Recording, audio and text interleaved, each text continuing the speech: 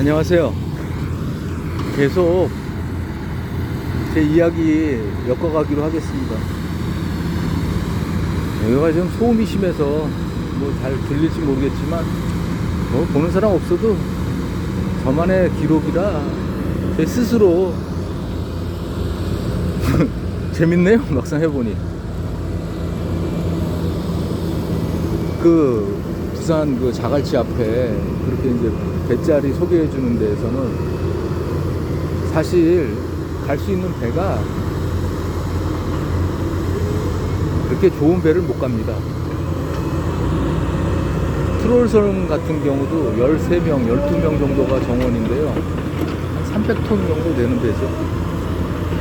그중에 뭐 있으나 없으나 큰 상관없는 그런, 일단 사람을 하나, 그 뱃일이라는 게 각자의 자기 할 몫이 있어요. 초보자도 필요한 자리가 있습니다. 선장, 갑판장, 항해사, 조기장, 그 외에 이제 선원들이죠.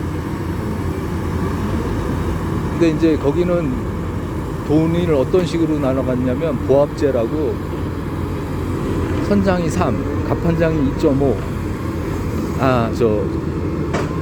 갑판장이 아니라 기관장이 2.5, 그 다음에 갑판장이 1.5 정도 되고요. 그 다음에 조기장이라고 윈치, 키를 진 사람이 1.2, 그 다음에 좀 경력 있는 선원이 1입니다. 그리고 우리 같은 초보자는 0.7이나 0.8 정도 쳐줘요.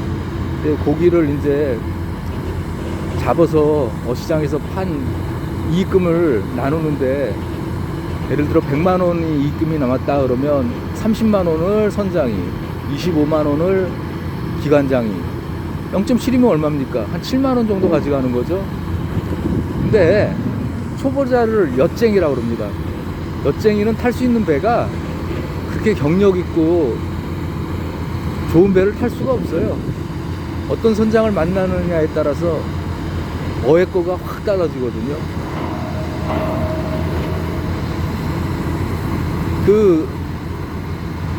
예를 들어 한 선단 중에서도 잘 나가는 배들은 뭐 천차만별이지만 이루 말할 수 없이 차이가 납니다. 10배 이상. 그냥 막 고기를 잡는 양이 배에 따라서 다른데, 이제 보통 이제 오래된 경력자들, 뱃사람 용어로는 있지만이라고 그럽니다. 있지만이. 그런 사람들이 위주로 타고, 우리처럼 이제 초보자들, 엿쟁이라고 그럽니다. 이런 사람들이 타는 배는 뭐 이래봐도 한 달 이래봐도 돈이 안 돼요. 그때 육지에서 많이 벌면 한 30만 원 벌 때, 저는 배 타면 한 50만 원 번다고, 그래 돈 좀 벌겠다고 그런 욕심도 있었는데 절대 돈이 안 되더라고요. 그렇다고 일이 쉬우냐? 그건 또 아니에요. 배가 나가려면 기름 실처, 상자 실처, 얼음 실처, 그 다음에 부식 실처, 그 다음에 선원들은 식구미라고 그럽니다. 각자 나가서 뭐 입고 먹고 지낼 그런 자기만의 그 필요한 물품이 있겠죠. 그거를 해가지고 가는 걸 이제 식구미라고 그러는데, 배 한 번 나갔다 들어오는 경비도 막 마치기가 어려울 때가 많아요. 그렇다고 그 잡는 양이 적냐? 안 그렇습니다. 진짜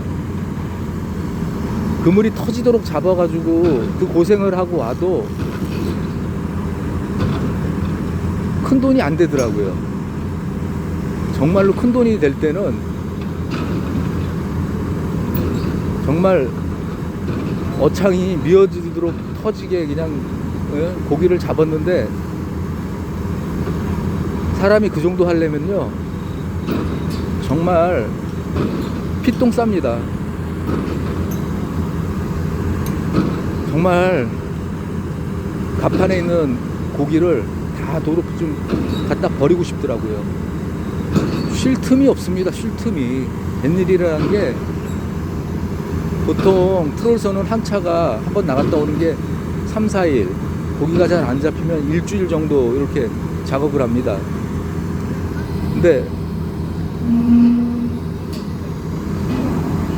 거기서 이제 밥 해주고 이러는 사람을 추자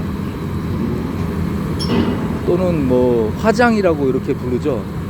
이제 큰 배에 따라서는 작은 배에 따라서 이제 이렇게 부르는 용어가 다릅니다. 큰 배는 화장, 그 다음에 작은 배는 추자. 이런 이제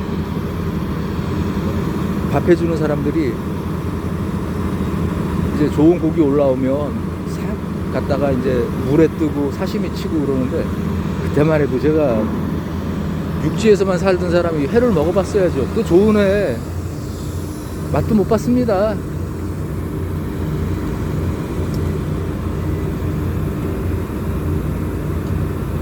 그리고 배 타는 게 보통 힘든 게 아닌 게, 이 육지 사람들은 진짜 똥물까지 기어 올립니다. 정말 물이 누래요. 토하다 뭐 거의 뭐 사람이 실신하기 직전까지 막 멀미를 하는데, 이게 좀 잠깐 타다 오는 게 아니라 며칠씩 파도에 한번 그렇게 시달려 보세요. 사람이 그렇게 기력이 빠지면 잠밖에 안 옵니다. 잠만 계속 쏟아지고 기력이 없어서 움직일 수도 없고. 야, 정말 처음엔 또 도망가고 싶더라고요. 근데 도망가야 갈 데가 있어야죠. 저 어디 갈 데가 있습니까? 이 하늘 안에 내가 서 있는 곳이 집이고, 내가 있는 곳이 내 삶에 아무도 없어요. 친척들도 다 자기 살기 바쁘고. 진짜 나는 지금 커서도 느끼는 게, 그 어렵고 불쌍하네. 용돈 한 번을 주는 사람이 없었어요. 제가 뭐 다들 뭐 살기 어려운 시절이니까 그랬겠지만, 저 같으면 진짜 가족 다 잃고 불쌍하네. 손에 몇 푼이라도 쥐어주고 뭐 좀 사 먹어라 이랬을 텐데, 그나마 외할머니하고 돌아가시기 전까지 친할머니하고가 안타까워하셔서 정말 손에 5,000원짜리 하나 꼭 쥐어주고 이러셨었죠.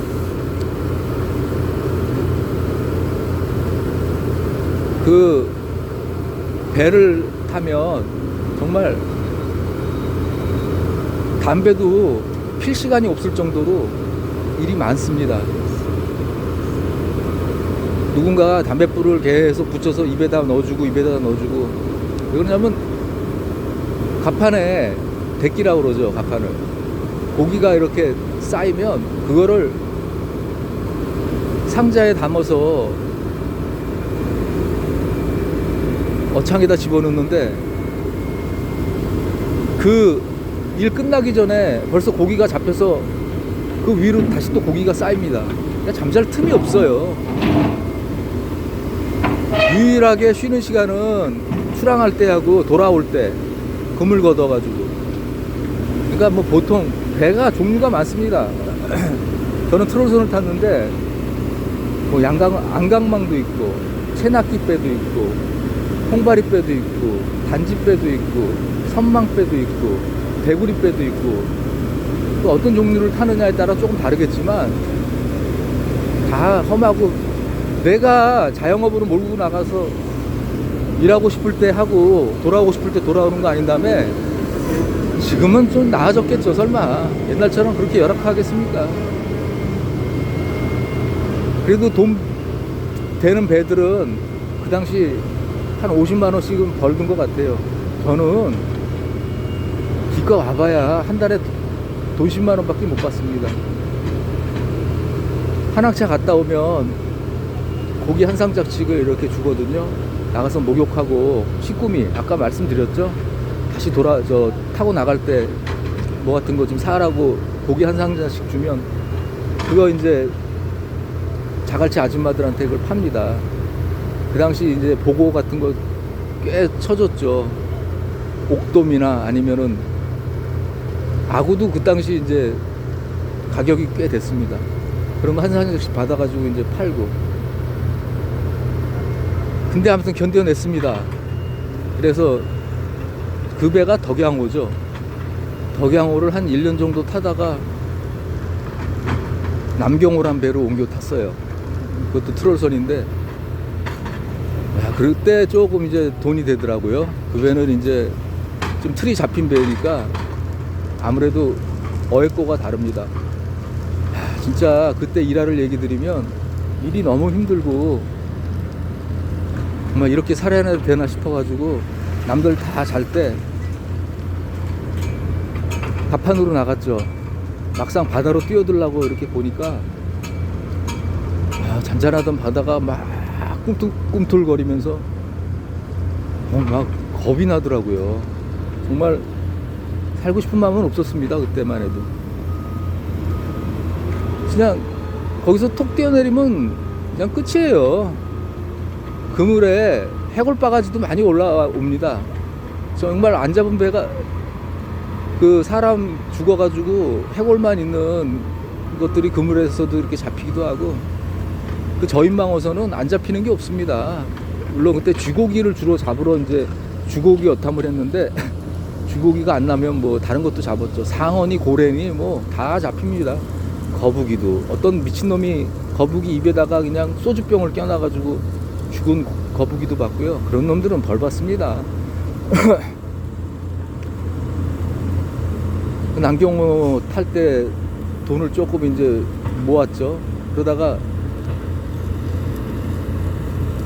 이제 예비군을 서울에 주소지를 두고 와 있는데 글로 자꾸 통지서가 나오니까 예비군을 못 받았다고 해서 또 수배령도 내리고 참 우여곡절도 많습니다. 제가 수배가 됐어요. 물론 이제 전단지상의 수배는 아니겠지만 뭐 어디 뭐 거처가 없으니 그 자는 배가 집이고 거기서 먹는 게 제 밥이고, 그러다 배가 독구에 올라가면 또 저 삼천포 이런 데 가서 그 대구리배도 탔었습니다. 독구에 올라가면 한 두세 달 걸리는 동안에 뭐 하겠습니까? 뭐라도 해야죠. 그래 뭐 충무, 삼천포 이런 데 가가지고 대구리배, 그거는 이제 주로 세미라고 그러죠. 새우 잡고 낙지 잡고 이러던 배였습니다. 그런 배도 타보고, 진짜 제 인생에서 배 탄 것만큼 힘들고 고된 일은 없었습니다. 그거는 정말로 들어오면 쉬냐, 하역 작업을 해야 되죠. 밤새고 어차게 있는 고기를 업한장으로 나르는데요, 그것도 죽습니다. 그러면 끝이냐, 다시 또 나갈 채비를 해야죠. 상자 싣고 뭐 또 필요한 것들, 네? 배가 옮겨 다니면서 그럴 때마다 밧줄 묶어야죠. 뭐 그냥 쉬는 건 없습니다. 태풍이 오면은 쉬죠. 태풍이 오면. 그럴 때는 뭐 가까운 뭐 추자도든 뭐 아니면 거문도든 이런 데 들어가서 뭐 아니면 일본 앞에 가가지고 이렇게, 그 당시 저 동지나 북지나 이런 데 다 가봤습니다. 말이 근해어선이지 그 당시는 고기만 나면 멀리 저 위에까지도 가고 밑에까지도 가고 그러던 시절이니까요. 아, 벌써 14분이네. 밴 얘기가 길어지죠.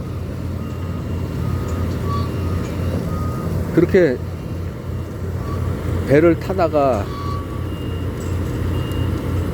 명절 때 서울을 올라갔다가 왔더니만 어떻게 시간을 못 맞췄는지 배가 떠나고 없습니다. 그걸 이제 길면 일주일을 거기서 기다려야 되는데 그럴 만한 여유가 없었어요. 그렇다고 또 다른 배 또 모르는 배 또 타기도 싫고.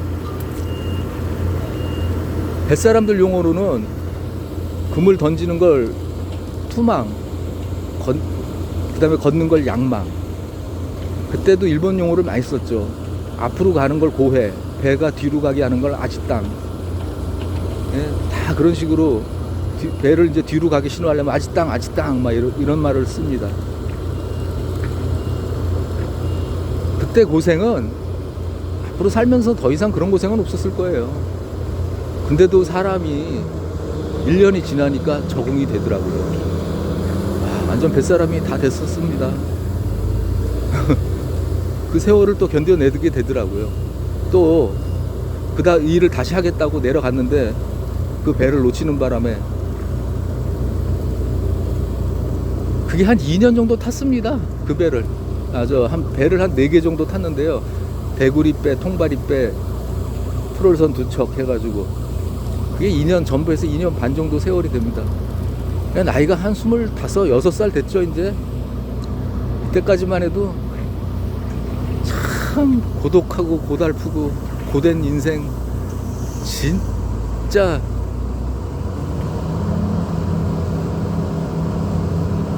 근데 왜 좋은 데 놔두고 왜 그런 일 하냐 그러겠죠. 천만에요.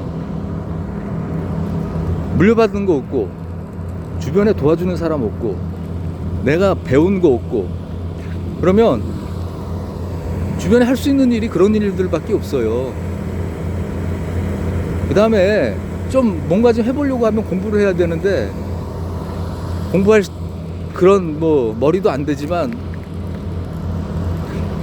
이미 시기를 놓쳤고요. 제가 지금까지 살아오면서 제일 안타까운 것들이 어디에 가면 진짜 잘할 수 있는데 제가 그 조건과 자격이 안 돼서 시도를 못하는 일들. 최하 전문대라도 나와야 자격이 주어지는데 그 일을 못하게 되고 어떠한 조건이 못 갖춰져서 그 일을 못하게 되고 했었으면 저 정말 잘했을 겁니다.